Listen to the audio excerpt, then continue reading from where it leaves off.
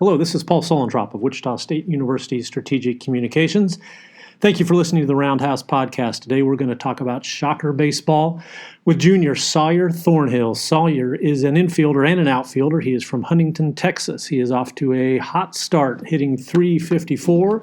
He's got 4 doubles, 3 home runs for the Shockers, team leading 11 RBI, and he is on a 12-game hit streak.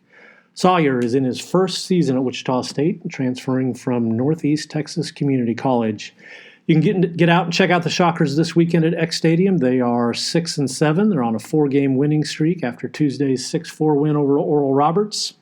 They play South Dakota State this weekend, starting at 3 p.m. Friday. So Sawyre, Shockers have won 6 out of 7, have some nice victories in that span down in Texas. What changed for this team after the 5-2 win over Pepperdine? Man, I just think that we competed with every game we've been in except Texas State.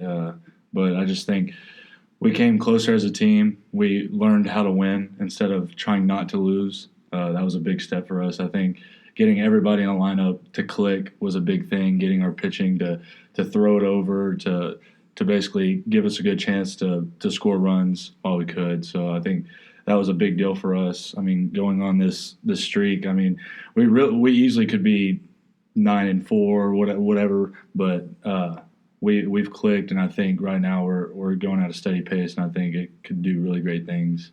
So you started out with a whole bunch of road games. Mm-hmm. Coaches, athletes will often say going on the road can be beneficial because you're forced to get to know each other. You gotta be together. You're on the bus. You're eating together. You got to know other people.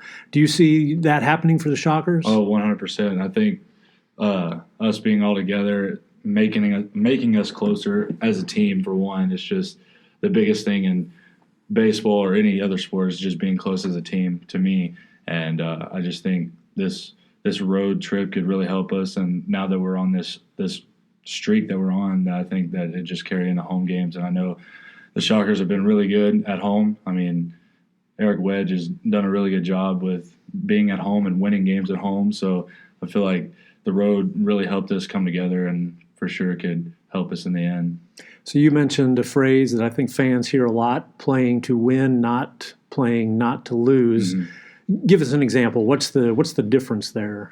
So, like, instead of going in a game where we go up, I think in La Tech we were winning almost every single game we had the lead, and we basically kind of just tried not to lose instead of putting the foot on the gas and just keep going and scoring more runs, and pitchers throwing it over the plate, getting more strikeouts and stuff like that. So the Shockers start 0-6. Describe how things stayed together. Did anybody say anything? Was there a dramatic moment? Was there a sense of calm? How did things stay on track? So after we went 0-2, we were in Louisiana Tech. We got the whole team together and basically just talked about, because there was some back and forth going between hitters and pitchers, and we got the whole team together, and we win and lose as Wichita State. We don't win and lose as hitters and pitchers. We're together. We're not singling anybody out. Like, if we lose, it's on us. It's not just one fault or the other. So it was a big deal to have that talk. And even though we went 0-4 after that, I think that was a big step in recognizing that we could be a team that could eventually get to the NCAA tournament. So fans coming out this weekend, we're going to get a look at some new Shockers, people they probably have not seen a whole lot. Give us a couple of your teammates that maybe have impressed you early and that fans should pay particular attention to. There's all kinds of guys. We got returners that have done their job. Like Brock and me coming from a JUCO, we're expected to come in here and play every single day and to help us win in any way we can. Will Stark had a really good start against ORU Tuesday, and let's see, we got X that's made it. He struggled at the beginning, but this dude is probably one of the best freshmen I've ever seen in college. He's got tools that could put him in the pros one day, and I would say X, Brock. You got Will Stark. Jack he's struggling, but you could see where he's starting to come back and his swing's looking better and everything like that. And Peyton Tolley, just an absolute dog. He's a dog on the mound. He just wants to go out and win. He pitches with so much compassion. When he gets in the plate, he doesn't overthink. He likes to just have fun, and I think those guys are going to help us win. And I think those are the guys that we should be looking for coming this season. X is Xavier Caceria playing Yes. third base. Will Stark, is he the fastest kid on this team? He's got the fastest feet for sure, but we do have some guys that can compete with him. I think he's got the quickest couple steps out of the box that just make it so much easier for him to get down the line and everything. So tell us how you got to Wichita State. Well, that's a long story. Right. So I started out at Angelina College, played there my freshman year and then the COVID year. The COVID year I only played 20 games. So after that year, I was signed with South Carolina.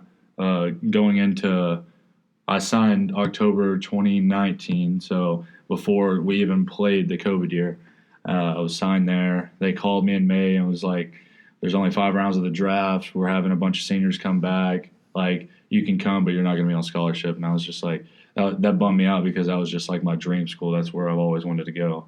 So when they called me, I was like, okay, I'm just going to go in the transfer portal. And when that happened, a bunch of schools called me, nothing that I was just like wanting to just take and everything like that. The money wasn't there. So I decided to go back to Angelina College. Well, after I went back to Angelina College 2 weeks later, the dean of Angelina College came out and said they're just going to do away with all sports, like every sport for the 2021 season. And so that really bummed me out. So I had to go through another recruiting process. And the first school that called me was North